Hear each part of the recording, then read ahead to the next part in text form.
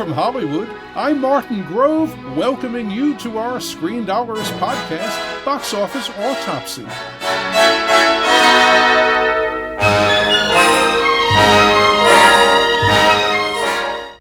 In today's conversation, we'll look at the marketplace and analyze how things are going and where they're going.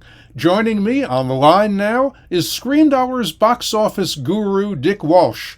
Between Dick's career in exhibition, including as film chairman of AMC Entertainment, and my own days talking about movies on CNN, Entertainment Tonight, and as a Hollywood Reporter columnist, we've logged nearly 100 years in Hollywood. That doesn't mean we're always right, but we've definitely got a few opinions to share.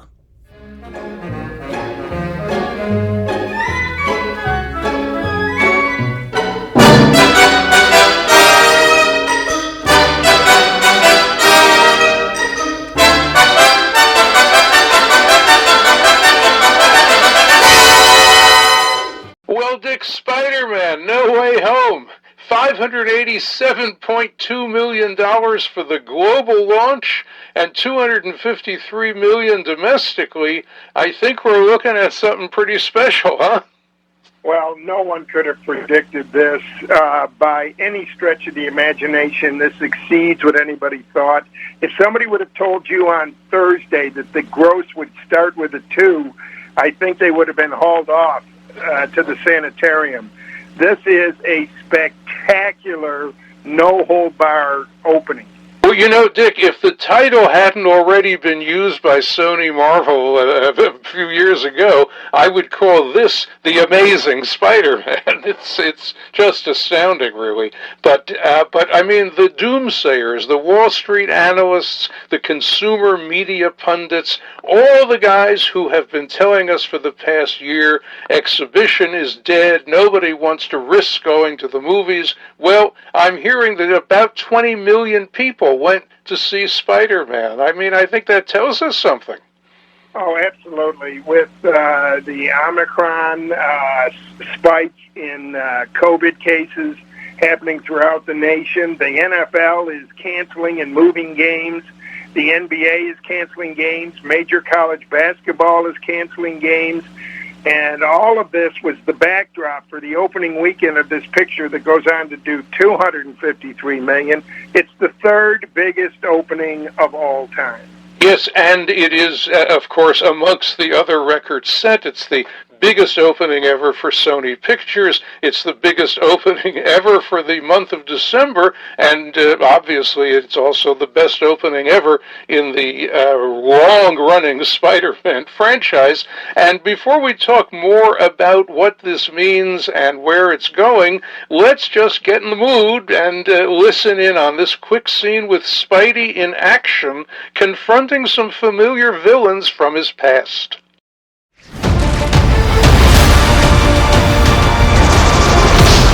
Flying out into the darkness to fight ghosts. What do you mean?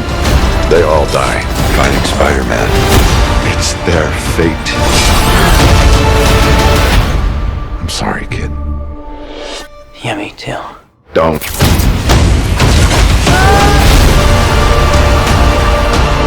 Look, there has to be another way! There isn't. They're a danger to our universe. You're not gonna take this away from me.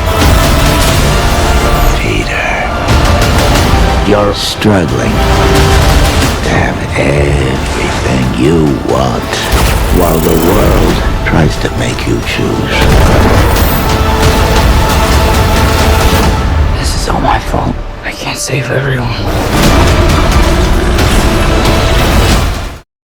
A look and a listen at Spider-Man and some past villains. We know them well. Now, internationally, Spidey opened in 60 territories, and it did $334 million plus there, in the third biggest global opening ever. This is an amazing picture. What does this say about the health of the movie business, Dick? Well, it says that when it all comes together, the title, the action on the screen, the big screen event picture, there's still no place to see it other than in a movie theater. and it shows the overall grossing capacity of movie theaters. How quickly can a studio get $253 million in 3 days?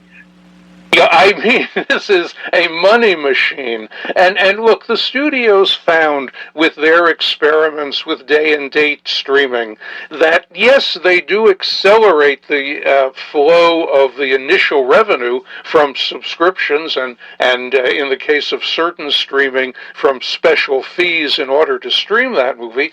But in the end, they wind up losing money because the picture just doesn't have the long-term grossing potential, and you run into piracy, which cuts into revenues coming in. It's just not a good situation, and frankly, the studios found it out, and that's why they've pretty much stopped doing day and date, and hopefully they don't resume it. But look, as you just said, Dick, with Spidey, everything came together. Plus, it's 94% fresh with the critics on Rotten Tomatoes, and the audience score there is 99%, so great word of mouth. Well, look, I suppose we can conclude on Spidey that he's going to keep bringing good cheer to cinemas around the world as the moviegoers celebrate the holidays.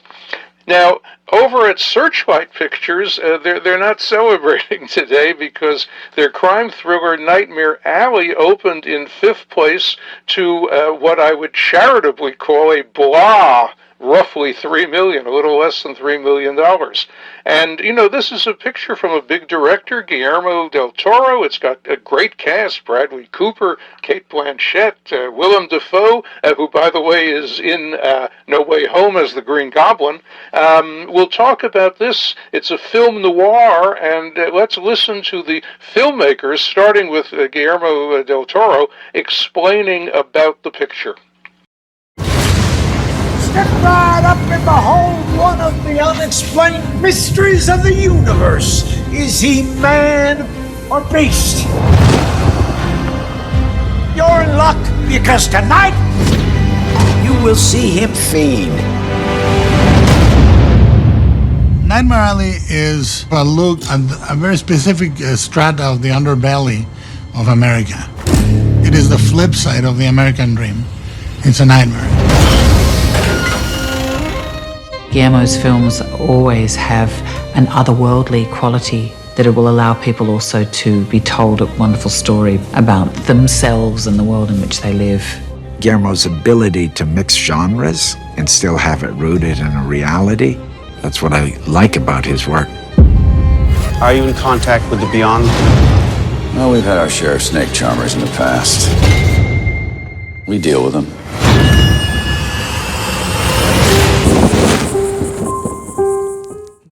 And that was a quick look and explanation of film noir and Nightmare Alley. But, Dick, it seems to me there was no audience for this picture. No, and here goes the argument again that a more R-rated, serious, adult type of picture can no longer make it in movie theaters. And I say to that, well, when you open a picture against the third biggest opening of all time, aren't you just asking for it? 92% of all tickets sold this weekend were for Spider-Man. If I was the head of a studio, I would have said, I'm going to avoid Spider-Man. And maybe, remember how we were bemoaning the Thanksgiving weekend, where are the pictures? Yep.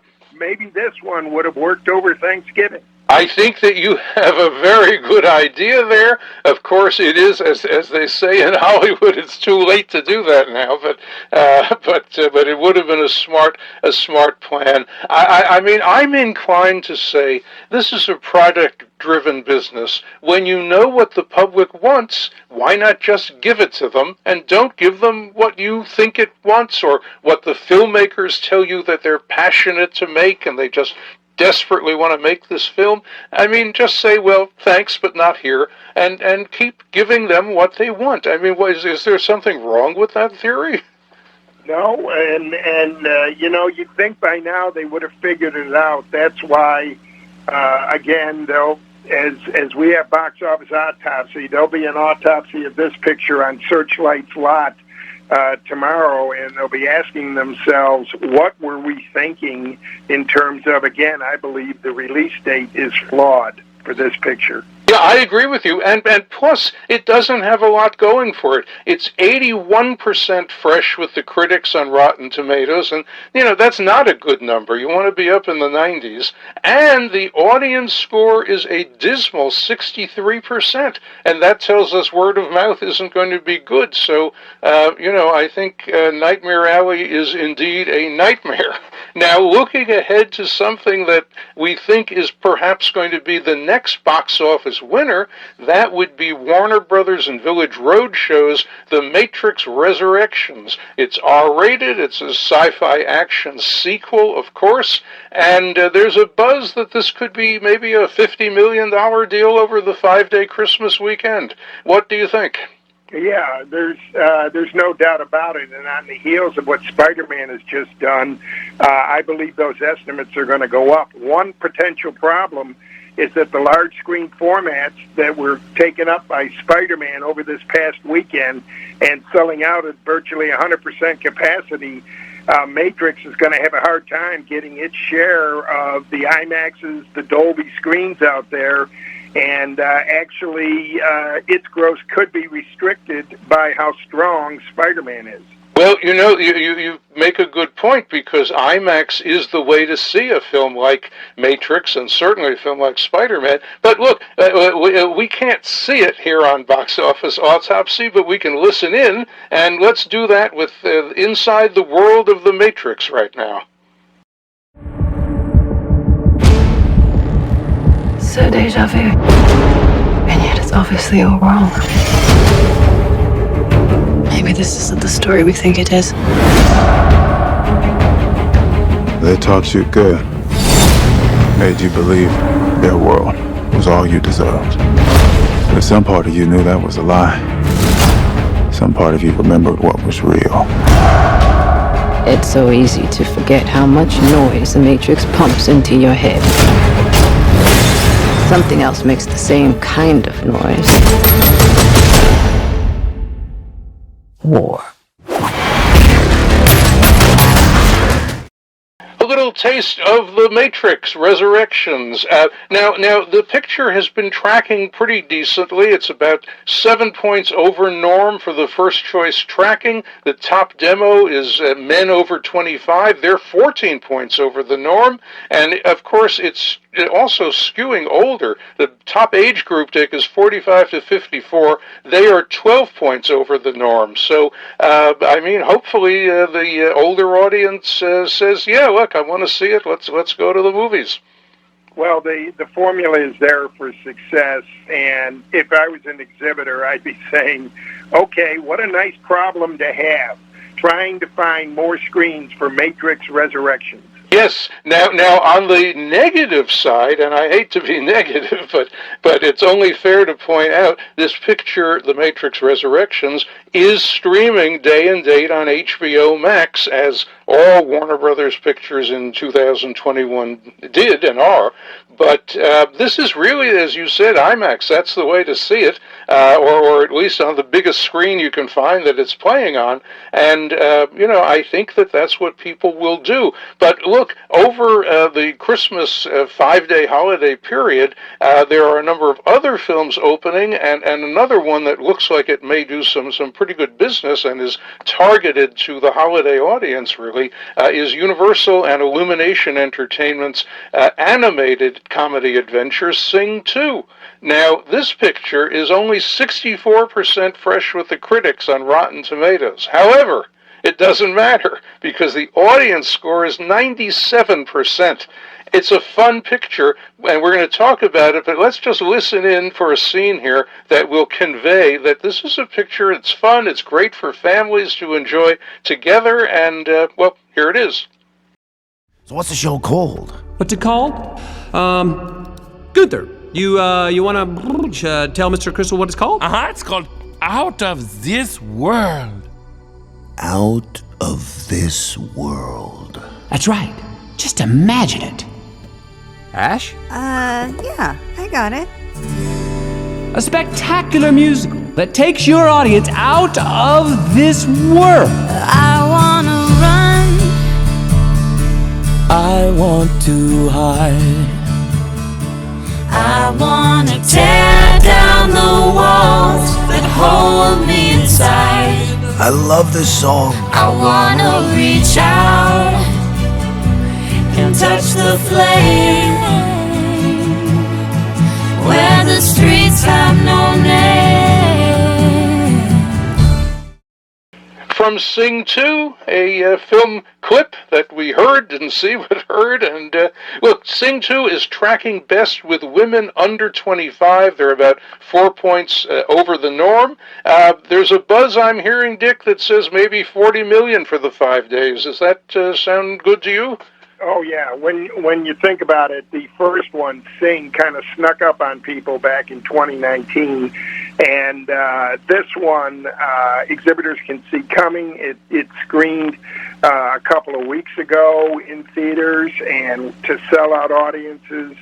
And at least we're going to have a couple of demographics working for us. We're going to have all demographics working in Spider-Man.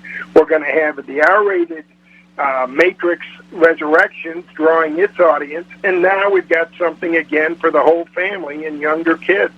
Yes, and you know, Encanto has had a pretty good run, opening before Thanksgiving, so it's kind of, you know, played itself through. So it's time for the next, you know, animated film, and look, over the holidays there is so much R-rated content. You know, Matrix is R, Nightmare Alley is R, Kingsman, which is opening from Disney and 20th Century Studios. Kingsman is also an R. So maybe people who want to see something as a family group, and that eliminates the R films, you know, what's left? Well, Sing 2 is a good, you know, it's acceptable to certainly the very young love it, and, you know, grandparents and parents can get through it. Unlike so many movies that are targeted very young, this one is fun, I think, for parents, you know, as well. So I think it will benefit from that. But, I mean, the year is ending in a good way. You know, we were talking, I think last week, about how we are likely to get over the $4 billion mark for the year through the holiday season. Well, ComScore is reporting today we are over the $4 million mark, and you know, significantly ahead of where we were last year. We're now at $4.07 billion according to ComScore, and it's up over 82% from $2.2 billion, you know, a year ago. So it seems to me that, you know, the doomsayers just got it wrong. Well, this weekend is the classic example. It is the first time in the pandemic that the weekend has equaled or beaten the same weekend on the calendar from 2019. This was the same weekend that Star Wars 9, The Rise of Skywalker, opened and did $177 million. Very daunting, except it's put away by Spider-Man No Way Home at $253. The weekend was 113% of the same weekend in 2019.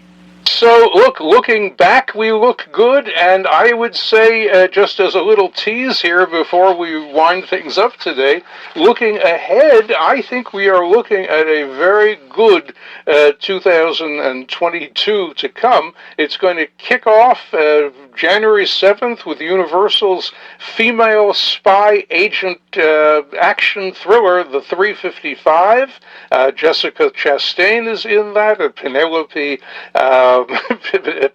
whatever her name is in there. So Lupita Nyong'o, a great cast all. And a week later, for Martin Luther King weekend, we've got Scream opening from Paramount. a reboot of the classic horror thriller, and that certainly, is a brand name to horror fans. That should do very well.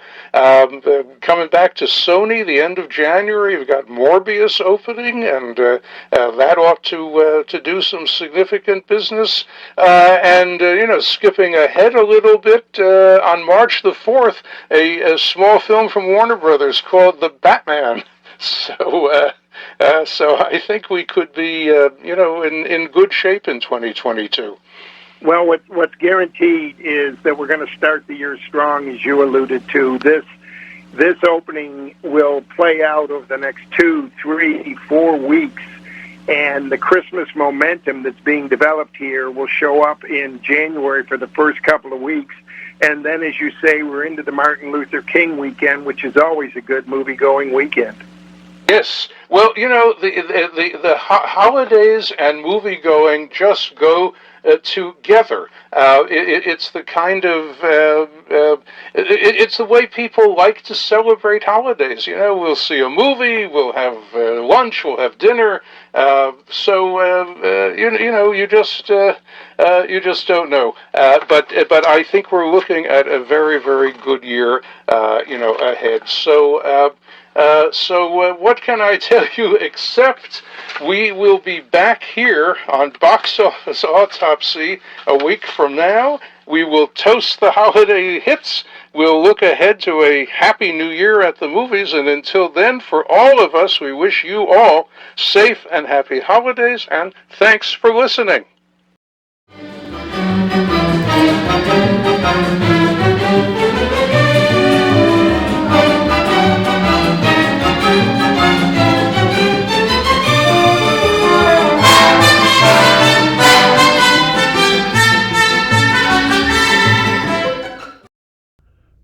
Time now for our film flashback look at what was happening in Hollywood right around now, way back then.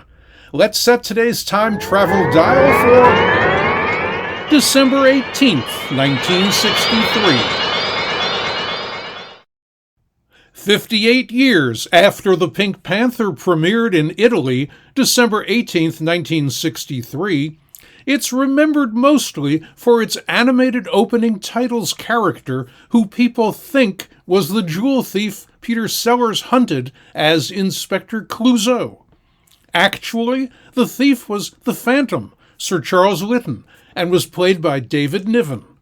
The Pink Panther was the priceless diamond he'd stolen, so named because while staring into its center, a flaw could be seen that resembled a leaping panther. Originally, Niven was to have been the film's star. The smaller role of Clouseau was to have been played by Peter not Sellers, but Ustinov. Ava Gardner was to have played his wife Simone, who cheated on him with Lytton. Gardner quit when the producers wouldn't hire the personal staff she demanded. Her exit also sent Ustinov packing. Director Blake Edwards, who'd made the 1962 hit The Days of Wine and Roses, wanted to replace Gardner with Janet Leigh, but she declined because Pink was filming in Italy, and that would have kept her away from home too long. The role went to Capucine, who'd been in 1962's Walk on the Wild Side, for which Edwards shot some uncredited additional scenes. Edwards cast Sellers to play Clouseau. Sellers was best known for the 1962 drama Lolita, and for his many English comedies, including Richard Lester's 1959 short, The Running, Jumping, and Standing Still film, which later inspired the Beatles to have Lester direct their 1964 movie debut, A Hard Day's Night. When production began, Edwards shot many takes with his actors improvising. Sellers was great at improv and stole so many scenes that Edwards turned his supporting role into the starring role. Niven's displeasure over that change was clear at a later Oscar ceremony when he asked that Pink's famous theme by Henry Mancini not be his entrance music, explaining that was not really my film. It was, however, a film moviegoers loved. After opening in the U.S. March 18, 1964, via United Artists, it did nearly $11 million, a sizable total then. It spawned 9 sequels from 1963 through 93, plus 2 reboot sequels in 2006 and 9. Pink's animated panther, designed by Hawley Pratt and Friz Freleng, wasn't seen in the movie itself, but was in the titles for all but 2 of the films. However, the Panther starred in his own theatrical cartoon series, starting with The Pink Fink, which won the Short Subject Cartoons Oscar in 1965, and also had a Saturday morning TV series from 1969 through 80.